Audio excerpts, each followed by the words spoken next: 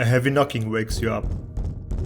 Watching the red light of a torch flickering between the cracks of the wooden wall. The rustling of a folded paper that gets slipped underneath the door into your room. The light disappears and you pick up the paper, reading what's inside. You swiftly equip your gear and head out into the night. Arriving at an almost empty tavern, you see a handful drunken men falling asleep. The tavern keep, slightly irritated, picks up empty cups and wipes vomit off the tables. You sit down and read the letter once again. Meet me in the tavern in the far back corner of the room. I am in deep trouble and I need your help. You are the only one who can handle it. Shortly, a man sits down in front of you. His green leather jerkin creaks as he leans back into his chair, sitting in silence in front of you, holding his half-empty cup. He sighs and rests his drink on the table. Thank you for showing up. I was not sure if you would answer my letter. My friend and I were following a herd of mlatats, counting the newly born cubs, but we noticed that some of the small Lokunu were missing, maybe counting a handful. We checked on the herd again. 3 mlatlings were missing. To be sure, we followed them throughout the day. I know, stupid idea, but I just wanted to be sure. The man stops for a moment and leans closer. The strong breath of alcohol hits your face. Following the mlatats, I had the feeling that something was breathing behind me. And the night arrived faster than we had expected. Luckily, I brought torches, but now in hindsight, it was my fault. We heard something following us. Twigs snapping and the snow crunching. My friend cursed at me. It was a stupid idea, to follow the mlatas without a hunter. I saw him taking a breath to lecture me once more, as the ground itself started moving and a flash of orange came out of the dark, striking him, breaking bone and covering the white snow in crimson red. Soulless eyes stared at me, and a maw slowly opened, grabbing the split-open body of my friend and devouring him in one bite. His leather gloves started creaking as he tightened his grip. I was paralyzed, just watched the Ekelbo consuming my friend. But I snapped out of it and ran away. People are asking where he is, but after 3 days they stopped the search. I beg of you, please. I don't want to end like my friend. I know keeping this a secret is against the rules. But every time I looked outside my window, I see its eyes. Its unblinking, dead eyes waiting to consume me.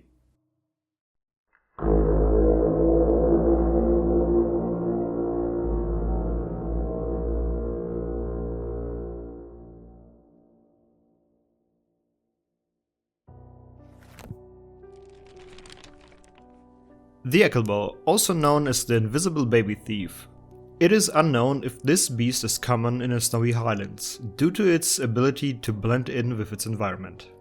Spotting an Ekelbo should be reported immediately, and if a hunter is present, it should be killed on sight. So, let us learn more about the Ekelbo and why this beast is so hated by the villagers of Tersa.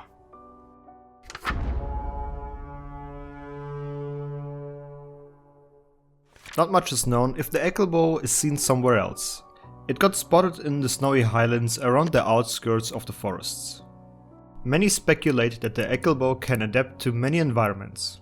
So it's likely that this cold killer is hiding in different parts of Tersa too.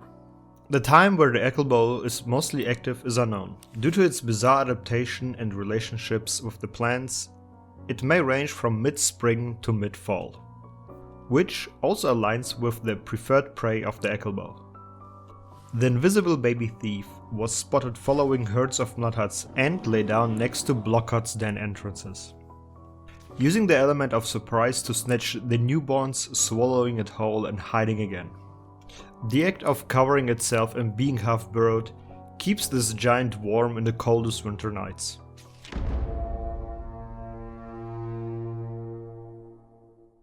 Standing between 1.5 to 2 meters tall and reaching the length of 6 meters not including the tail, individuals can have different tail lengths, adding an extra 2 to 3 meters, and roughly weighing between 2 to 3 tons. The habit of digging underneath plants that are rooted in half-frozen dirt is a task only achieved with raw strength, making the Ekelbo a walking muscle garden. The female and male look the same, slightly lower in weight and tail color for the females. The Ekelbo's haunting laughter at night is a call to other Ekelbos that the hunting ground is already taken. The deeper the call, the bigger the Ekelbo. That's what the villagers are always saying. Other noises are hissing and sharp roars.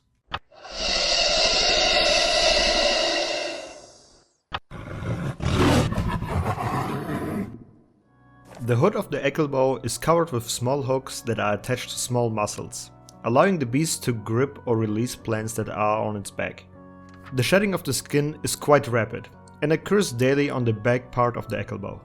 The dead skin is used as a fertilizer for the plants on its back, letting the vegetation grow twice as fast and flourish on the Ekelbo's back instead of dying and rotting away.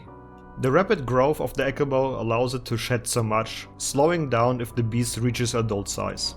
A juvenile will be mostly covered in moss and small plants, not having the strength and hook size to dig up big plants and secure them on its back. Subadults show the characteristic orange tail tip, which indicates that it's long enough to be used as a weapon. And adults will carry a hood with fully grown hooks and a massive long orange tail that sounds like a thunder in the forest if used. Ekelbos cover themselves so dense with fauna, blocking their ability to see. Ekelbo can analyze footsteps, how big and close a creature is, letting adult bloodhuts walk over them to get as close as possible to the bloodlings for a perfect strike. The invisible baby thief surplus kills if it has the opportunity, and is specialized on small game, hunting lacuno, veractona and humans, but highly prefers newborns. The small prey size allows the beast to cache the kill fast by swallowing the prey in one bite and not spill blood, preventing the Ekelbo to develop a scent that bloodhuts and bloodhuts could identify.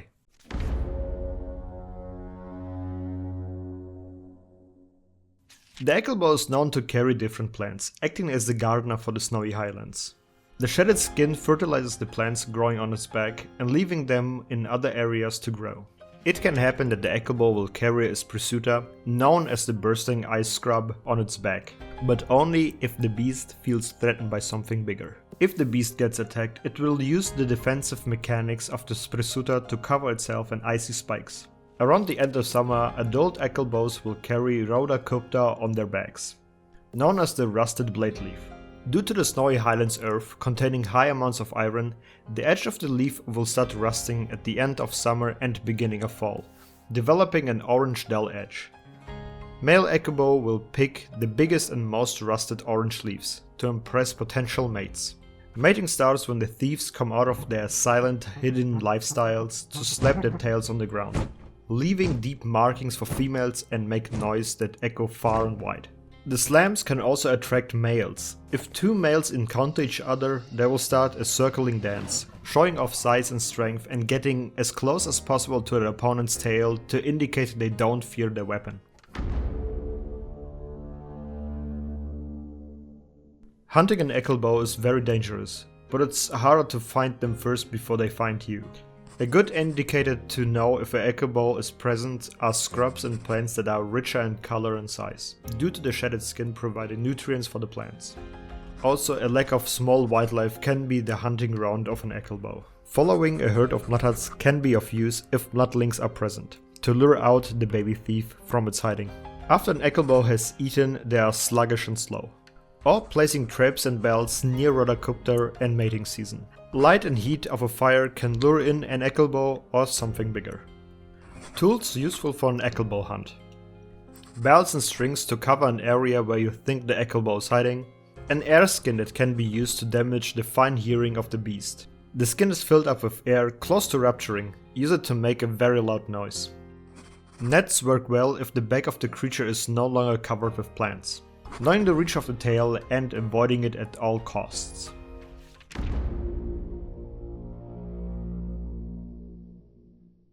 If your tracking was successful and you pushed the Ekelbo out of its hiding spot, you need to face an agile and aggressive foe. An Ekelbo will try to keep everything at a certain striking distance for its tail, but also can charge, bite and tackle you. There are some parts that can be broken, like the claws to reduce damage and slow down the digging process to get a new set of plants on its back. Or the hood can be broken to disable the creature to pick up plants again. The main weapon of the Ekelbo is its tail, which can be broken or even severed if focused in the fight. rendering the creature almost useless to attack at its preferred range. Using bludgeoning attacks against the invisible baby thief can prove viable. The tail is very vulnerable to crushing blows and the head has almost no armor, but the big hood can absorb most of the blunt strikes and negate them completely if plants are on top. Where blunt fails to damage, piercing attacks can shine, striking through the plants into the flesh of the Ekelbo, but the tail and head can slide off most piercing thrusts. The cleaving saw with its teeth can hook underneath the scales and rip them off, exposing the fleshy skin of the soft hood, and it can also do the same thing to the tail. And slashing sweeps can do a lot of harm against the tail, but if the tail is severed, there is not much the sword can target. But at that point the Ekelbo has lost its main weapon and is not that dangerous any longer.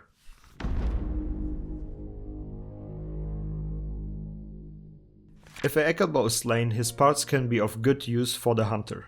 The armor made out of it still has the property to provide some nutrients for plant growth, making it harder to be spotted and relocated by beasts and giving a defense against all the damage types.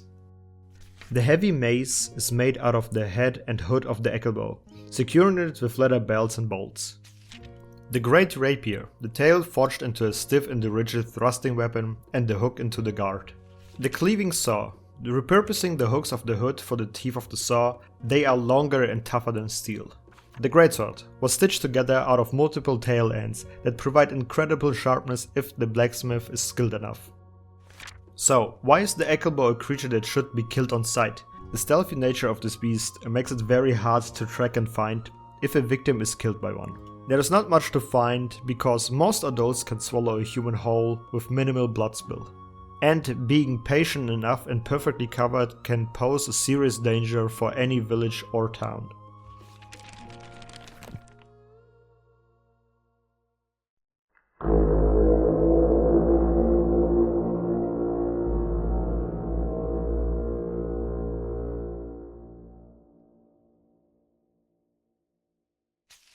Let's begin with the beast brief. I locked myself on one environment, so we keep the design close to the snowy highlands. After making 3 herbivores, I kinda want another carnivore that wasn't an apex. A stealthy egg thief that also keeps the numbers of the apex low. Something like a glass cannon that is also the smallest big creature in the snowy highlands. Also, to force myself to paint plants and kinda build an environment, I wanted that the creature uses like local plants. And with the local plants, it can also camouflage itself.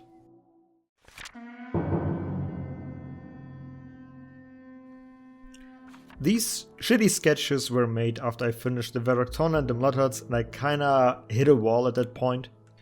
And for some reason I even forgot how to sketch, but also 5 of these 8 wacky ideas turned out to be good. Not good looking, but they had something.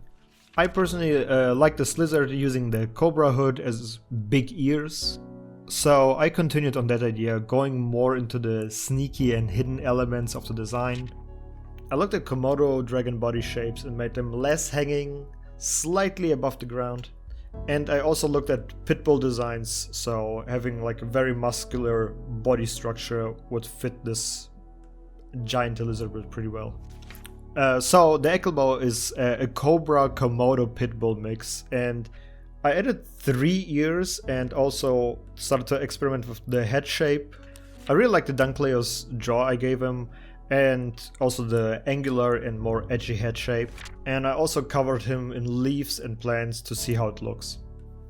Here's the grayscale render I did, still with the jaw, but something felt very off, so I made the head more snake-like, and that really fixed the design in general. I really enjoy how he turned out, and the plant version also gives him so much more character. Also, here are some scraped ideas for the mushroom armor and the razor-hooked bleed plants. They just look kinda unappealing and goofy, so I didn't continue with that idea. Making the weapons was quite easy because I made the Mudhuts weapons, and that gave me way more confidence than before. I just went in and got some good ideas pretty fast. The cleaving saw and the great rapier were kinda no-brainers. The hammer was difficult at first, and then I remembered that I love to play hammer in Monster Hunter, and the Rathalos hammer just looks so fucking good. So I also put the head on a stick. The greatsword was tough though, because I didn't want to copy the rapier, so I curved it and made it more into like a scimitar, which really represented the Ekelbo with the flowy wavy tail. And then I added the moss on top, which really grounded the weapon and tied all the weapons to the Ekelbo. Making the armor same as the Mladhart's one, I got more confident in just sketching different armor pieces, even if they look absolutely ass. Like armor 1 and 3 looked really bad, but some of the ideas of these pieces I kinda combined together, so I rolled with armor 2 and 3 and the legs of 4.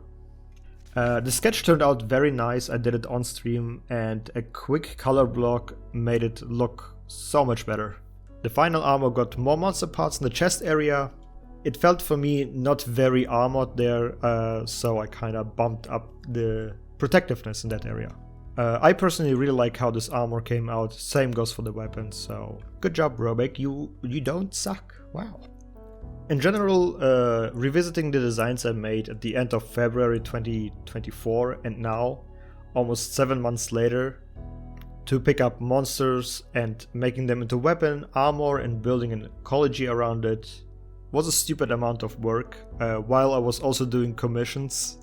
I think the Ekelbo came out great. Maybe he doesn't fit that great into the frosty biome of the Snowy Highlands. But so does Tigrex, and that's a very bad excuse on my part. But I kinda just wanted to paint something lizard-like, and I kinda like the design of the cobra just using the hood to scan the surroundings instead of being a threat display.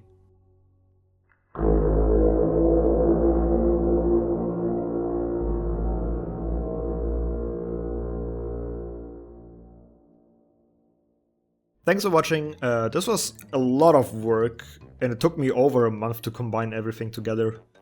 The good thing is I already designed and painted all the creatures that are living in the Snowy Highlands, but making armor and weapon designs, besides also doing commissions and other works, really eats up time. But this format was something new. I didn't split this ecology of the Ekelbo into 3 pieces like the Mladhart's, where I did the ecology, the blacksmith, and then also the designs. So I combined everything together in one. So I hope this is way more enjoyable than the previous videos. By the way, if this video goes up, my Discord is now public. You find everything in the description. You will see early access artwork and also will be reminded if I stream or the videos up, or just post artwork and hang out and chill with people, I guess. Also, for my coffee, I will be removing all the benefits, but I will still shout out every supporter. But all the content I now make will not be locked behind a paywall. So if you wanna see cool new artwork, work in progress, and vote for the next beast I should cover, head over to my Discord. If you still wanna support me, small, medium, large, or extra large, that will make me very happy. Thank you. If you don't have any spare coins in these trying times, you can always support me by...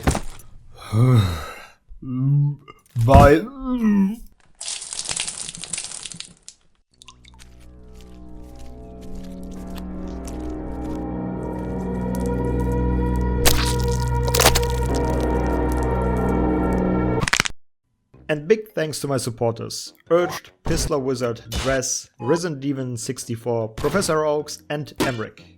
For the next video I will tackle the Smorgast, a challenge like Inktober but cooler because of dragons. So you guys have still time to vote for the next beast. Thanks again for watching, I will see you in the next video. Goodbye.